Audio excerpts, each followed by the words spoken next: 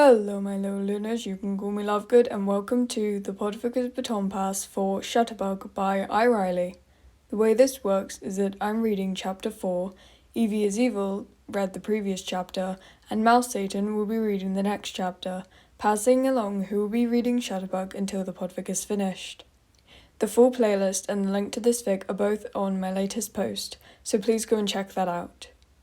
Trigger warning for this chapter contains a start of a panic attack. Now, on to the chapter. Straightening his suit, Jason looks at his mirror to make sure everything is in place before moving out to their living room. Passing many caterers and other staff, Jason looks to see how the gala has come along since starting the day before. Seeing Bruce and Dick in the living room, Jason pivots to go into another room before freezing as his name is called. Jason? Sighing before turning back to face them, Dick gives him a small smirk as Bruce looks over his shoulder. Hey Dickie, anything we need to do before the gala? Jason asks, nodding at Dick before looking at Bruce. Nothing that I can't take care of myself, Master Jason, Alfred says from behind Jason, making him hold back a flinch. Turning to look at the older man, Jason nods before Alfred turns and leaves. Eldritch being, has to be. Jason shudders before looking at Bruce. We will be letting guests in soon. Paparazzi will be coming in as well, Bruce says, looking in between Jason and Dick before continuing. I need you two to go and get your brothers. Make sure there's no equipment out too, please. Alfred should have made sure by now, but you know how the guests can get when they go looking for a room to hide in. He finishes with a small scowl, no doubt thinking about the last time he walked into his room and into a private moment between guests. His entire mattress and sheets have been replaced afterwards. Grimacing before nodding, Jason and Dick move in step to get their siblings. Steph said she'd be in here soon with Cass, so we just need to get Tim, Duke, and Damien. Dick starts, getting cut off by Jason, who moves up the stairs. You got the demon child. Dick just sighs and moves up to get said boy. Jason makes his way down the hall and knocks on Duke's door, getting a faint "come in" before entering. Duke is straightening his tie as he made eye contact with Jason through the mirror. Looking good. The old man wanted us to get you, and to remind you to make sure your tools put away, since some guests might try to use the rooms. Grimacing, Duke nods before moving a weapon he had been doing maintenance on prior, under his bed into a hidden compartment. Tell me why we haven't put locks on the doors by now? Duke questions before walking out and closing the door after Jason had now joined him. It'd look bad if there are locks on the outside of our doors, probably. Go down to the living room. I'll grab Tim and meet you down there, Jason says before turning down the hallway, not waiting for Duke to respond, knowing he'll go down anyways. A few doors down and Jason repeats the process. Knock, wait, enter. At the voice calling him in, Jason enters to see Tim sitting on his bed staring at a file while messing with his wrist cuffs. Need help? He starts, getting a huff from Tim. With the file or the shirt? Tim jokes, shaking his head. Jason grabs his wrist and rolls the sleeve up and grabs the other one to do the same. Both. Though, you shouldn't be working on a case before the gala. If Bruce found out, he'd be upset he didn't get to work on his own. Jason responds with a smirk. Giving a small laugh, Tim hands the file to Jason, who takes it before starting again. Speaking of, he wants to make sure you don't have anything out just in case people go looking for some quiet time. Looking down at the file after he sees Tim's scowl, Jason sees gathered information on the pit and a statement from Talia about how she didn't know anything about it, or a pit being used recently, and would look more into it on her side. Jason looks up to see Tim reach for the file and close it before tucking it into his backpack. Ready? Jason asks, getting a nod. Moving out of Tim's room as Tim closes the door, they make their way to the living room. Seeing that Dick managed to get the houseborn down without incident, Jason moves to stand beside Tim and Duke. Guests have started to arrive. Once more people get here, we'll move on to the announcements. Getting a round of acknowledgements, Bruce moves outside to talk with some business partners, following soon after the boys make their way out, meeting up with Steph and Cass in the process. They make their way over to grab some drinks. How are you feeling? Steph asks Jason. Fine. He looks at her confused. You're about to tell everyone that you weren't actually dead and give them a BS story on how you were just kidnapped? She deadpans. Well, when you put it like that, Jason mumbles into his cup. Looking into the crowd, Jason sees a bunch of unfamiliar faces. all of people twice his age or older. About to give up on any socializing, Jason spots a guy about his age with brown hair. What caught his eye, though, would have to be the white streak in the front hanging in his face despite him trying to push it back. Cute. Blinking, taken aback by the thought, Jason shakes his head before walking over. "What's a guy like you doing in a place like this?" he starts, the guy turning to look at him unimpressed, but curious. "Just came for the food, honestly, but the music could be worse, so there's that too, I guess," he says with a light laugh, making Jason confused. Most would be trying to get a foot up in places like these. How come he wasn't? "I haven't introduced myself yet. My name's Peter. What about you?" the guy, Peter, asks. He doesn't know. Jason blinks when he realizes Peter is holding out his hand. Taking it before responding, Jason shakes his head. "Nice to meet you. I'm Jason." Peter looks thoughtful for a moment before shrugging and letting go of Jason's hands. He hadn't realized they were still holding on. "Jokes aside, I'm actually here for work," Peter says before lifting his camera, unnoticed until now. Jason holds back a scowl. The first guy close to my age and he's fucking paparazzi. Great, he thinks bitterly. Peter smiles as he takes off the lens cap and looks around before spotting whatever caught his eye. "Want to see something cool?" he starts as he raises the camera to his eye, because apparently cameras are cool. Jason is almost stuck in a spot as he watches Peter take the picture. Something telling him to wait, to watch. Pulling the camera away for a moment, Peter moves to show Jason the picture he had just taken. Looking at the device, Jason can see a clear image, the image of his family laughing with each other, still standing by the table they got their drinks from. Barbara and Celine seemed to have joined them after Jason left. It didn't look like all the pictures Jason's seen from paparazzi before, the ones where they look for your weakest moments and how they can sell it. No, this was a picture taken to show the target's best. Letting himself smile, Jason looks at Peter, who just looks for his next target. "You're not paparazzi, are you?" he says, still smiling. Not taking his eye away from the camera, Peter turns to look at him through the lenses. Stopping for a moment, he presses the button before pulling away with a slight blush. Stumbling for a response, he manages no, before clearing his throat. "I'm a photographer for Gotham News," he says, turning his head a bit to the side. Before Jason can say anything else, Dick walks over and slings an arm around him. Jason frowns as he starts. "Sorry, but I'll need to borrow him for a bit," he says with a smile. Peter nods before responding. "Sorry for taking up so much of your time, Jason. Maybe we can talk again later." Nodding and sending Peter a small smile, he turns to walk away as Dick waves at Peter before turning to walk with him. "Who was that?" Dick asks as they walk towards the stage. Thinking a moment, Jason smirks. "Who?" Narrowing his eyes, Dick tries again. "The guy you were talking to? Haven't seen him before." "Oh, you mean Peter? He's a photographer," Jason says before walking away as Dick seems to stop in place. "He's paparazzi?" Dick asks as they make it behind stage. "You hate paparazzi," Dick says. "No, just a photographer.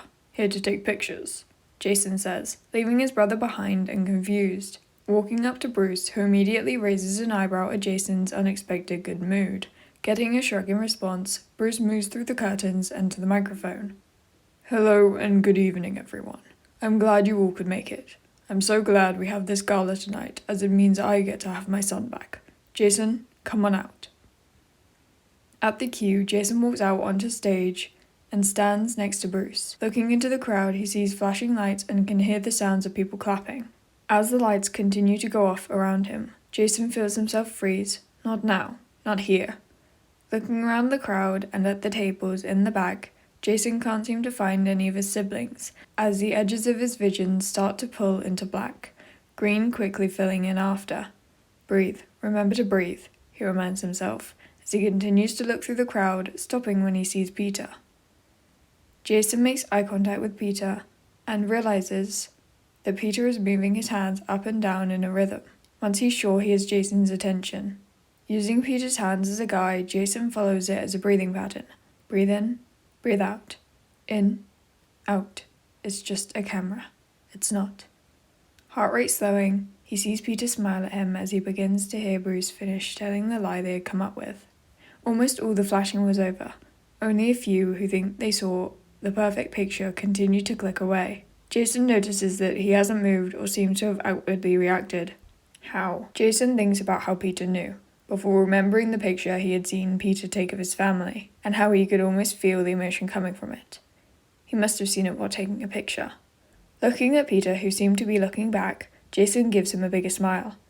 Peter smiles back but quickly raises his camera to get a picture. Walking over to Bruce, a moment later, Jason puts a hand on his shoulder before speaking. "Thank you all so much. They're coming out tonight to welcome me back. I appreciate it. Truly. It's good to be home. Now, please help yourselves to the food and drinks," he finishes before moving with Bruce to have a few more pictures taken. Peter is also in the lineup of people taking pictures, and Jason uses that to escape after the other man gets his shots. "Let's get something to eat, yeah?" he says before leading Peter to the buffet table. "Don't you still have pictures to be in?" Peter asks as Jason hands him a plate. "Bruce has it covered." Jason shrugs before grabbing 2 rolls and some ham before moving down the line, watching as Peter does the same, opting for a bigger portion. As Jason waits for the line to move, he turns to Peter. "Thanks for helping me earlier." He trails off, as he looks away from Peter. "You don't have to thank me. Anyone would have done it." Peter starts, getting a small chuckle out of Jason. "Not from Gotham, are you?" he asks. Peter narrows his eyes before responding. "Why do people keep calling me on that?" Jason turns to move forward, giving Peter a shrug. "The accent, probably," he says, scooping some mashed potatoes onto his plate, moving to the greens. Glaring at them slightly before moving away, or at least trying to, Peter holds his arm back before giving him a look and nodding to the greens. "I'm about to be 20. I do not need to eat those if I don't want to," Jason says, looking at Peter, who just looks back. "Maybe not, but you should. They're good for you," Peter says, before putting a, to his credit, small scoop onto Jason's plate, then scooping a bigger portion for himself. "How old are you anyways? 47? Jason jokes, getting a laugh from Peter. Jason takes that as a win. 18. 19 soon, so you're 19? Peter asks, as they exit the line before moving to get drinks. "Yeah. 20 the 16th of August. What about you?" Peter looks excited for a moment. "August 10th. Crazy that they're so close," he says, smiling. They made their way to a nearby table after getting their drinks. Sitting down before taking the silverware out of its napkin, Peter takes a bite of his food, eyes almost lighting up. Jason follows suit as he sees his siblings make their way out of the line and towards his table.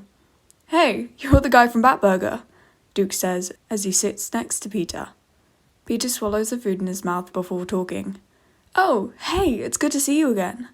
Tim looks over as he joins him, sitting on the other side of Duke, followed by Steph, Cass, Dick, Celine, Damien, and Barbara, who move to pull a chair out of the way when Peter springs up and gets it for her.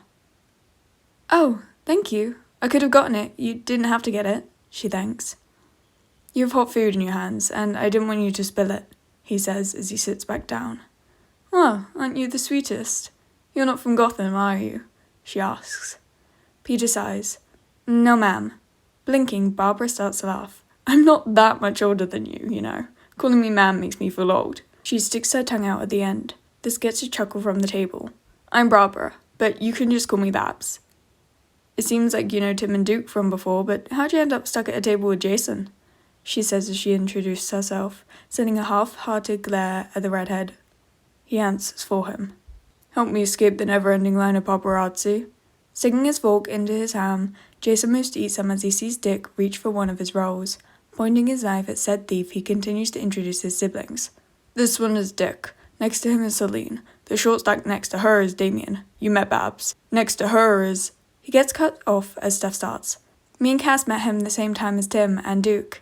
Just didn't get the chance to say hi yet, which, hi," she says, turning to Peter, who is trying to cut a piece of his ham, pausing to wave back. "Seems like we have a new face," a deeper voice says from behind Jason. He can almost hear Peter choke on the ham he'd been able to cut.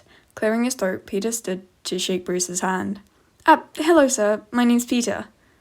Bruce gives Peter a firm handshake and seems surprised at the strength Peter put behind it, but not in pain. "Pleased to meet you, Peter. You can just call me Bruce. I see you've met my children," he says, almost appraising, subtly looking for an alternative motive.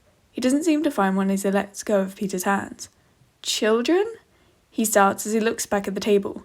Jason can almost hear the gears turning in his head. You don't know, Bruce says, trying to hide his shock. I only figured out that Jason was your son after he'd gotten on stage. Oh, I'm so sorry, I took your seat at the table. Peter apologizes, moving to pick up his things before Bruce stopped him. It's quite alright, really. I planned on sitting with a few colleagues of mine. Just wanted to stop and introduce myself, Bruce says, before waving and moving to another table close by. Peter sits down and sighs before taking a sip of his drink. You didn't know any of us were father's children? Damien speaks up, giving Peter a skeptical look. Peter looks down and starts to fiddle with his strap of his camera. Sorry, I probably should have looked more into the Wayne family as a whole before coming, Peter says as he picks at his food. Everyone looks at each other, unsure what to say when Peter perks back up. I just have to make sure I do my research before going into jobs like this. With a newfound determination, Peter starts to eat the rest of his food. Sighing, everyone does the same. Tim, Duke, Steph and Cass all talking about their upcoming classes. As Dick starts a conversation with Peter, Jason can tell that Tim and company are listening to Peter's responses as well. You work? What kind? Dick starts, causing Peter to perk up. I'm a photographer at Gotham News. It's actually how I'm here today, Peter says, showing his camera. Awesome, so you like to take pictures then? Dick continues. Peter nods, and Dick goes on to talk about how Tim is into cameras too, which creates another conversation in which Peter and Tim geek over cameras. By the end of it, everyone's gotten to know Peter a bit better, vice versa as well. As the gala starts to wind down, Jason finds him and Peter walking to the exit. Thinking for a moment, Jason reaches by a nearby table to grab a clean napkin and a pen from his pocket, one he had taken from Tim earlier when he saw him trying to work a case on a napkin hidden from view. Jason quickly writes his number down and hands it to Peter before they make it to the gate and say their goodbyes. Moving back inside, Jason is quick to fall into the couch and let out a heavy sigh. So, Jason starts at the sound of Celine talking. What? He says, waiting for her to respond as he settles back into the couch, moving over to let her have some more room.